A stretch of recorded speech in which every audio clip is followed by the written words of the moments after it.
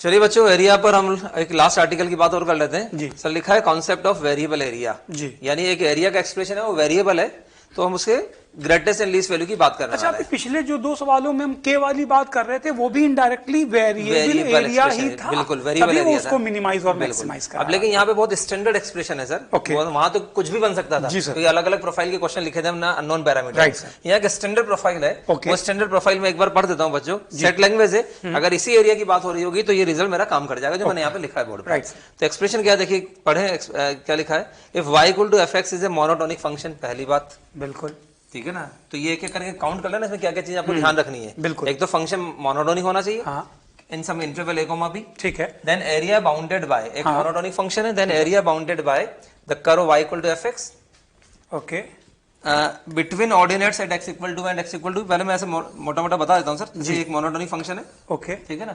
Between two ordinates at x equal to and x equal to b। मतलब monotonic में ऐसा नहीं कि सर ने इंक्रीजिंग बना दिया तो आप इंक्रीजिंग ही decreasing बना लेंगे, सकते वो हो, ठीक है डिक्रीजिंग भी बना सकते थे आप। Between this and this and y equal to fc।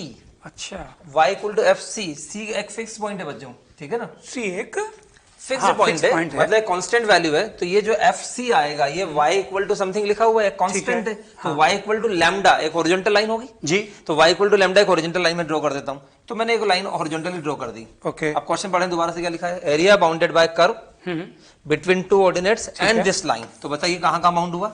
2 इलाके बन गए। 2 इलाके बन गए। किधर बन गया, किधर बन गया। ठीक है ना। तो ये था आपका y को, जैसे मैंने यहाँ पर फिगर में बना भी रखा था। ठीक है। ये मोनोटोनिक हो गया। ओके। x इक्वल टू है, x इक्वल टू b, ठीक है। y equal to fc line एक हॉरिजॉन्टल लाइन ड्रॉ करिए, राइट। जो कि एक्चुअली वेरी कर रही है सर। देखिए यहाँ अच्छा। यही लिखा हुआ है, ठीक है। ठीक है ना। तो ये वेरिएशन c का जो है इस तरह से चल रहा है। अब मान लेते हैं मैंने यहाँ पर c बनाया होता तो एरिया बाउंड ही नहीं होता सर, ठीक है सर। ठीक है ना। फिर मैंने ऐसे बनाया, ऐसे बनाते गए बनाते अच्छा, गए सी बनाते इन्होंने गए, दे भी दिया ए और बी ए और बी के बीच में कहीं ना कहीं आएगा। ठीक है। तो मैंने यहाँ पे इस तरह से बनाया इसको, ठीक है ना। तो क्वेश्चन ये है कि ये जो एरिया बाउंड हुआ है ये मिनिमम कब होगा। तो स्टेटमेंट का कंक्लूजन ये है कि मिनिमम तभी होगा जब c की value a plus B by 2 हो, यानी a और b का ठीक मिड पॉइंट अगर c आएगा तो ये जो एरिया आएगा वो मिनिमम हो जाएगा। कौन से एरिया की बात हो रही है sir. Between a and b, area bounded by curve y equal to fx and the line y equal to fc।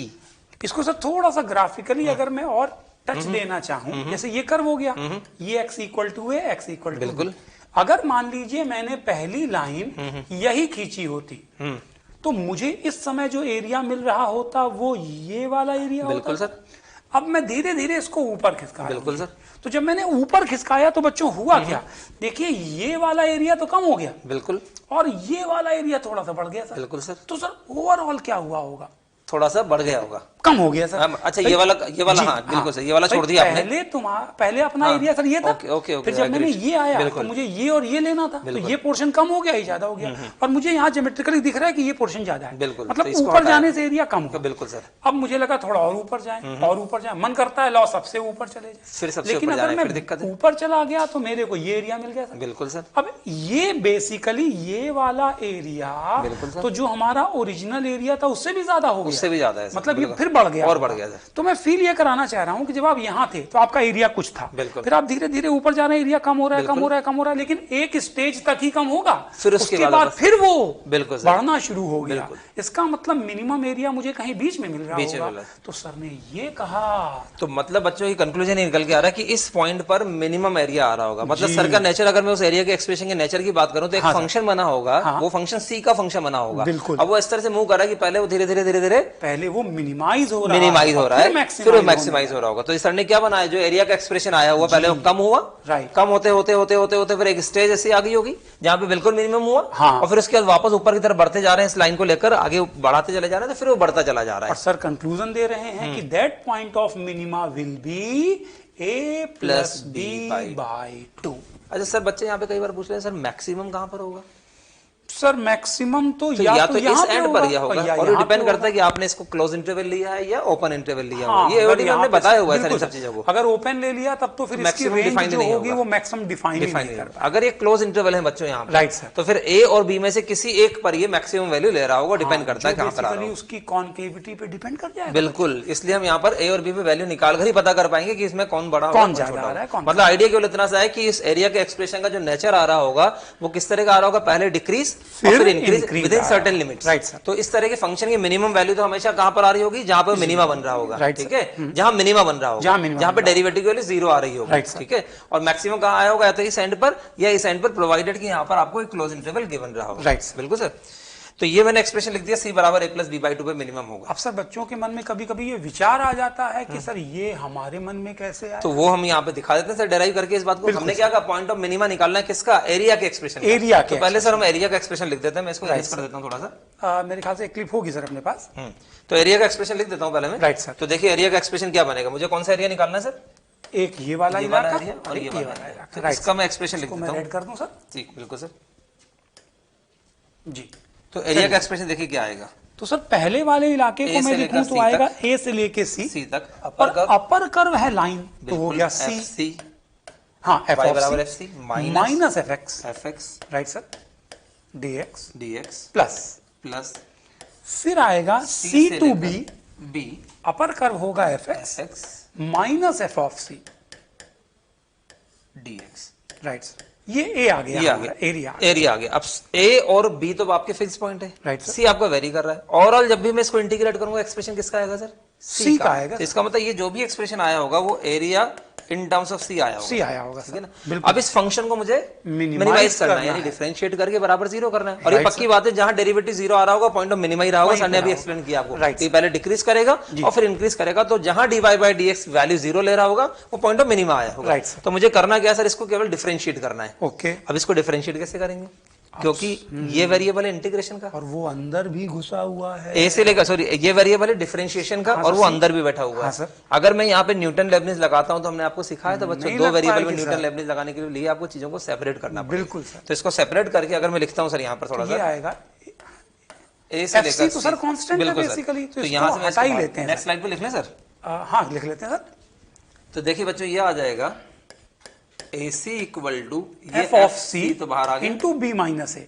सीधा लिख दें क्या, हाँ सर, dx का इंटीग्रेशन x मैं एक ठीक है लिख देता हूँ सर। a टू बी, A to b A to C था, बी था, a टू c था, ए टू सी, राइट ठीक है सर। ना, A to C f D of हाँ dx, ठीक है। Right. उसके बाद वाला टर्म देख लेते हैं क्या आएगा, माइनस जी ये आएगा ए से C F X integration a से लेके c f x dx, तो ए से लेकर C FX F X D X right, plus plus integration integration b to sorry c to b C to B f x dx F X D X minus minus f of फिर c FC बाहर आ आएगा जाएगा sir, और अब आएगा integration c to C to b B, बिल्कुल dx, right C to B dx, D X. ये expression बच्चों आ गया। बिल्कुल सर। जो जो मैं सिंप्लीफाई कर सकता हूँ पहले मैं कर लेता हूँ। इसको ये क्या तो लिख सकते हैं इंटीग्रेट सर? ही हो गया तो सर, ये आ C जाएगा minus sir A, C minus A F of C, into F of C, और इसको भी सर कंबाइन इसको भी साथ में ले लेते हैं सर। माइनस, तो ये हो जाएगा आपका एफ ऑफ सी के साथ में क्या आ गया, पहले एक बार लिखते हैं minus minus FC F C into b minus c, B minus C, और अब फिर इनको लिखा हुआ है आपका ये था आपका हाँ, ए से C minus A to C FX dx, F X D X plus plus c to b f x dx, F X D X. Right.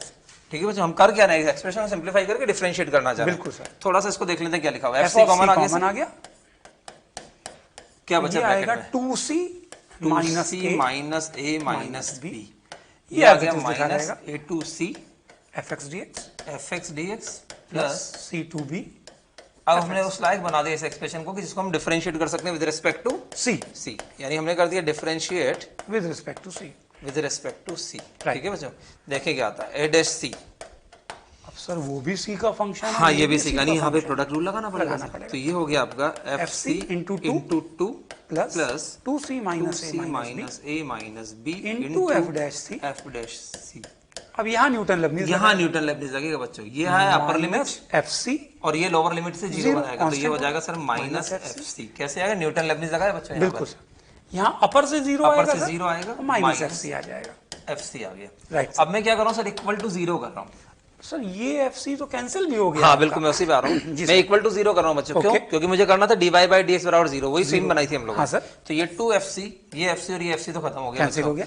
अब बचा क्या देखिए गौर से, F dash C into 2c to C minus A minus B बराबर zero. Right, तो यहाँ से सी की वैल्यू क्या आ गई sir, a plus b by 2, A plus B by 2, और ये क्वांटिटी आपकी पॉजिटिव थी, क्योंकि क्वेश्चन में अगर था मैंने मोनोटोनिक या increasing मान नेगेटिव था, रखा, ठीक है ना, हाँ, तो या तो- ये नॉन जीरो क्वांटिटी थी, मतलब Right, मान के sir. चलें, हाँ, तो ये क्योंकि कभी मोनोटोनिक zero हो रहा होगा। था, तो c बराबर a plus B by two आ गया, बिल्कुल, और sir. ये पॉइंट मिनिमा का ही आया होगा, ये बात आपको बता आपको चुका है। graphically इसका मतलब इस visualize एक्सप्रेशन की मिनिमम वैल्यू कहां पर आई होगी, C बराबर तो यहां से a हम plus कमेंट b कर by सकते हैं कि a minimum when when c is equal c to, equal to a plus, जिसको आप ऐसे सोचें c is the midpoint of a and b, जो एक्सट्रीम पॉइंट है उसका मिड पॉइंट होगा, तब जाके मिनिमम होगा, और मैक्सिमम कहीं ना कहीं एंड पॉइंट पे लाई करेगा।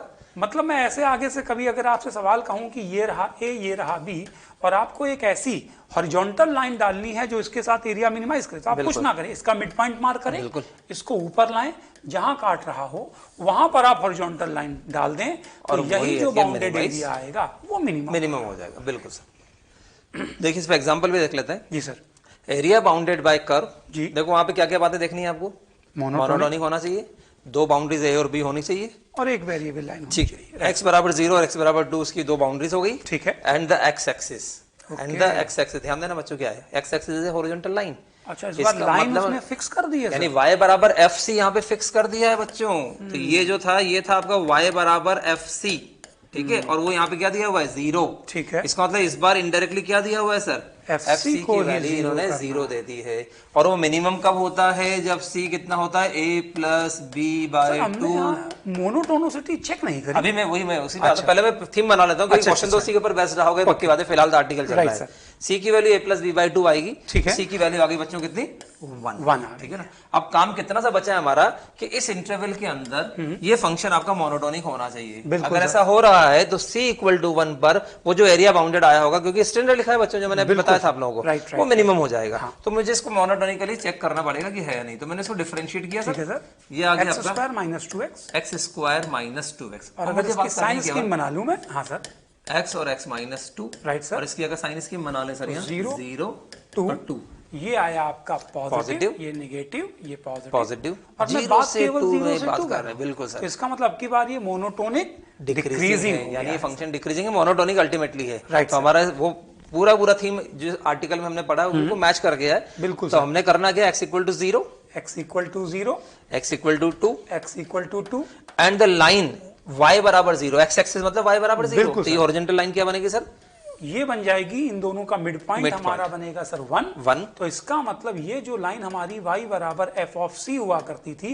वो बेसिकली है y बराबर f ऑफ 1। बिल्कुल सर, तो c की वैल्यू सर 1 आ गई, c की वैल्यू 1 आ गई, और fc अगर 0 है तो इसका मतलब c इसको, इसका मतलब ये हो जाएगा कि है। f1 की वैल्यू क्या आ गई 0, और f1 की वैल्यू अगर 0 आ गई तो यहाँ से क्या आ जाएगा 1/3 माइनस 1 प्लस a बराबर 0, तो a की वैल्यू 2/3। इस तरह से क्वेश्चन में यूज करना होता है इन चीजों को। हाँ, मतलब अभी जब हम डिराइव कर रहे थे तो हमने उसमें पैरामीटर लाइन में लिया था, बिल्कुल, इन्होंने यहाँ चुपचाप फंक्शन यानी फंक्शन को वेरी करा दिया, यानी फैमिली फंक्शन डाल दिया और ये लाइन को हमने फिक्स कर दिया है। मतलब इस बार वो लाइन हम ऊपर नीचे कर रहे थे, इस बार ये कर्व ऊपर नीचे होता जा रहा है, कर्व ऐसे मूव कर रहा है, बिल्कुल, और वो कह रहा है ऐसे सेट करो कि एरिया मिनिमाइज हो जाए। एक्सप्रेशन तो सर वही बनने वाला है, तो एक्सप्रेशन को मिनिमाइज हमने कर दिया, ऐसे ही आएगा जब c की value a plus B by 2 हो जाए, और c यहाँ फिक्स्ड है, c फिक्स है, तो c फिक्स हो गए तो वो पॉइंट आपका मिड पॉइंट होना चाहिए। बिल्कुल। एक और क्वेश्चन देख लेते हैं, if the area bounded by this curve, okay, a not equal to 0 दिया हुआ है, ठीक है, एक्सपोनेंशियल फंक्शन है, ऑब्वियसली मोनोटोनिक रहा होगा, बिल्कुल, आइदर इंक्रीजिंग और decreasing depending upon a, value of a, right, ठीक है ना बच्चों। y बराबर 2 यानी हॉरिजॉन्टल लाइन दे दी, ठीक है, between the ordinates at x equal to -1 and x equal to 1, यानी सारी बातें फुलफिल हो रही है। मैं एक इंक्रीजिंग फंक्शन बना देता हूं सपोज, ठीक है, मान लेते हैं ये -1 और ये 1, और ये एक लाइन बना दी y बराबर 2, ठीक है। तो इस एरिया का मिनिमाइज करना है मुझे, तो तभी होगा जब ये वाला पॉइंट आपका इसका मिड पॉइंट आ जाए। तो ये था आपका -1, ये 1, ये 1, ये 0, तो इसको क्या होना पड़ेगा सर, x बराबर 0 लेना। तो ये पॉइंट के कोऑर्डिनेट भी पता लगे सर मेरे को। बिल्कुल, यहाँ x बराबर 0 अगर मैं रखता हूँ यहाँ पर, ये y बराबर 2 है, तो इस पॉइंट की कोऑर्डिनेट क्या होगा 0,2, जो कि उस कर्व पे लाई कर रहा है, राइट सर, यहाँ पे लगा देते हैं। तो 2 बराबर e to the power b, तो b की वैल्यू आ गई ln2, राइट सर, और a can be any real number other than 0, क्योंकि a का इंपैक्ट नहीं आया क्वेश्चन में सर। क्वेश्चन क्या था, फाइंड a एंड b, तो b तो फिक्स हो गया बच्चों ln2, ये a can be any real number other than 0 दिया हुआ है क्वेश्चन के अंदर। तो a कुछ भी लेते चले जाए, क्योंकि इसमें यही तो चेंज होगा सर, बढ़ेगा इंक्रीजिंग या डिक्रीजिंग टाइप पर आएगा। बिल्कुल।